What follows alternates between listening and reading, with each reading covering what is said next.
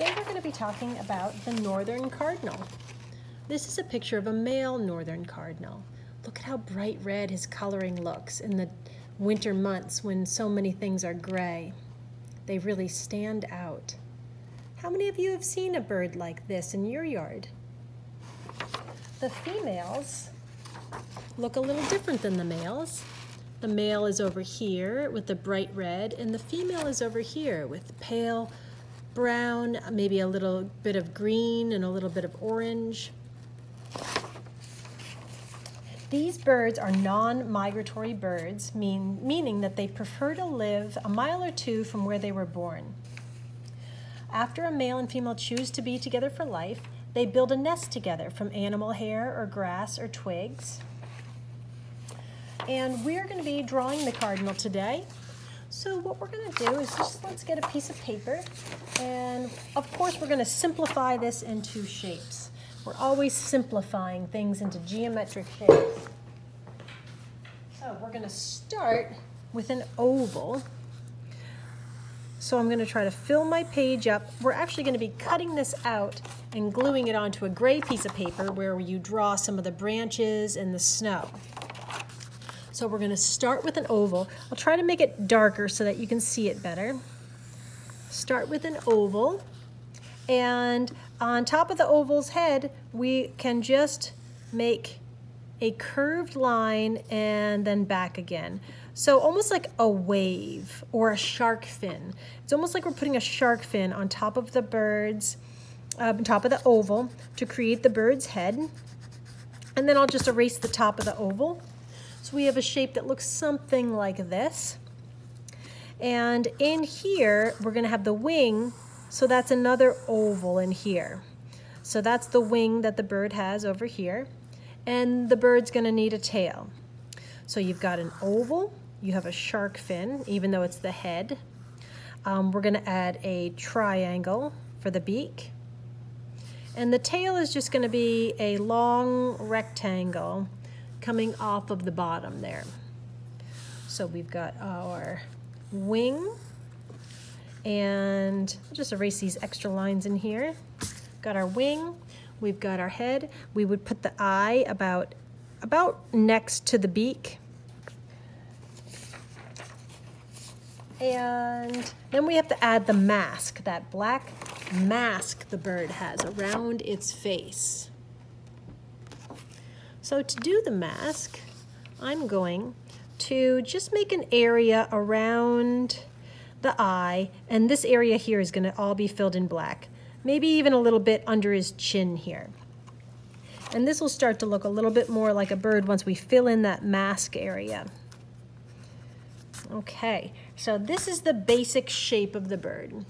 Now, what you guys are going to do is you can get your watercolor pencils, and you can, once you're ready and you think you like the shape of your bird, you could also end up making it a little bit fatter in the front if you want to make it nice and plump and fat. It's been eating a lot of different, let's get into what it eats in a second. It's been eating lots of grains and oats and corn. So you can make it a little bit fatter in here if you want to. And then you can begin to color.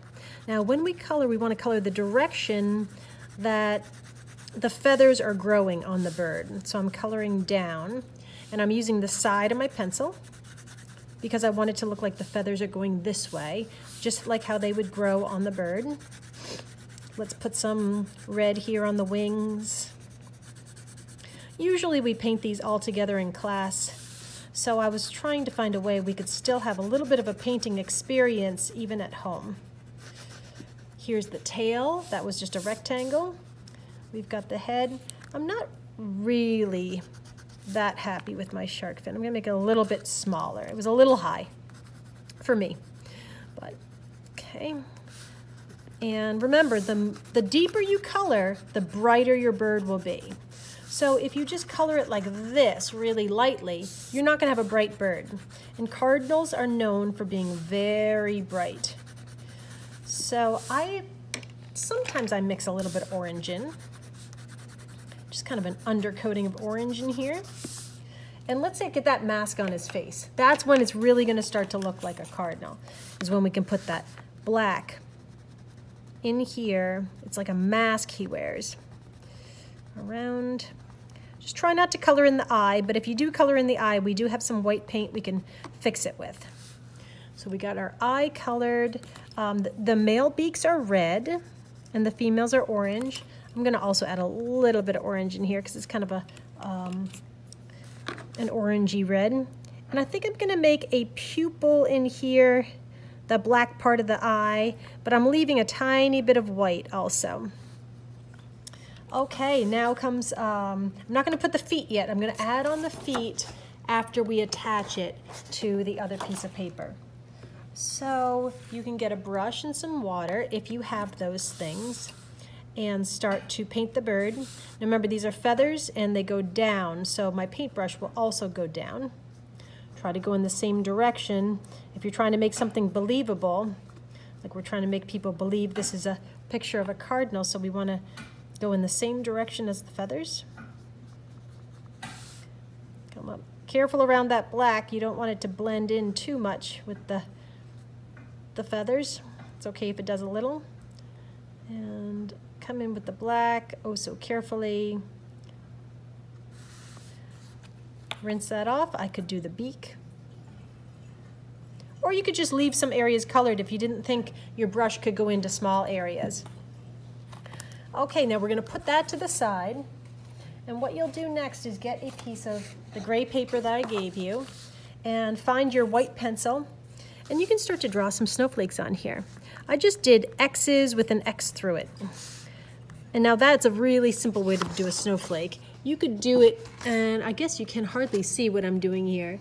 I'm just doing some X's with another slash through it, just to give the illusion that there's delicate snow falling from the sky. And I really wish we were having more snow, boys and girls, because what's winter without snow? I would love some. So I'm going to go through, let's say I made a bunch of snowflakes already.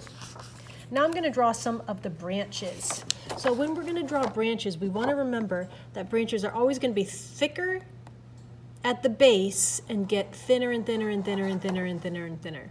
If you can make your lines look like that, then you're going to have a very successful branch.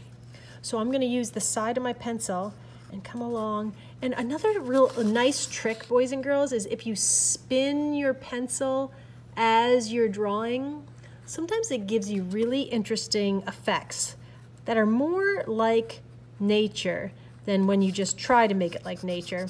Sometimes when you spin your pencil around a little bit, it gives irregularity. So I'm coming up here, I'm gonna spin my pencil. And what I mean spin, I'm kind of twisting it as I go. That's kind of a neat branch. I might not have thought to do that on my own, but by twisting the pencil, I got some kind of irregular, interesting branch shapes. I'm kind of twisting it around, making go off the page. And remember, it's always gonna be thicker over here and get skinnier and skinnier and skinnier. So the cardinal definitely needs a branch to sit on. So we did a couple branches. And I'm also gonna include just a little bit of white paint for you. Now, I'm not sure if you have brushes at home. If you have brushes, then you would dip the brush into the paint. Let's try that. Here's my brush, dip it in the paint, and I could come through and add some snow onto these branches and add some snow into the sky. So that's if you have a brush. But this is actually really effective. I took my white pencil, I dipped it in the white paint, and now I'm just gonna make some snow with it. It's fun to splatter snow, but since we're working at home and I can't tell if you're gonna protect your work surface, we're just gonna make snow like this. It actually makes really neat snow, and it doesn't get too messy. So this is what we're gonna do, make some snow with the tip of your pencil. You can also use the tip of the pencil to drag some snow onto the tops of the branches. You just have to dip it into the paint often. Drag it along the branches. So this makes it look like there was just a snowstorm. This actually works even better than the brush because the brush adds water, which dilutes the paint a bit. This is a little bit better because you can just lay it on there really thick. Now this will take a couple hours to dry, so you would want to leave it in a place where no one's going to touch it for a little while. Then what you could do, boys and girls, is you go ahead and cut out the bird that you did, the cardinal, the northern cardinal. These birds like to eat corn, bird seed. They like to forage and hop along the ground. They eat oats and grains. And let's see what other facts we could talk about. Oh, they can sing. They have the capacity to sing up to 24 songs. That's a lot of songs for a bird to sing. Often the male will sing to attract his mate, the female, and the female often sings to ask the mate to bring some food back to the nest. They are omnivores, so that means that they eat plants and animals. So you might also see them eating butterflies or moths. Okay, once you get your bird, you're going to flip it over. And you're going to take a glue stick. You're going to want to get a lot of glue on this bird. All around the edges, especially that beak, the head, all around the edges. And then you're going to place it onto one of the branches.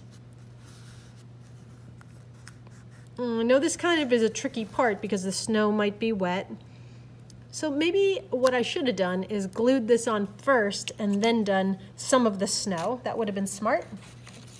And also, if you still have your paint out, the bird also would have some snow right on top of him. So you can make some more snowflakes here. Afterwards, you could just give your pencil a wash, wipe it off a little bit. It'll be fine the next time you use it. And here we have a beautiful northern cardinal. I can't wait to see your work, boys and girls. Maybe you could even bring them back to school so we could hang up some artwork around the school, because we miss seeing your artwork.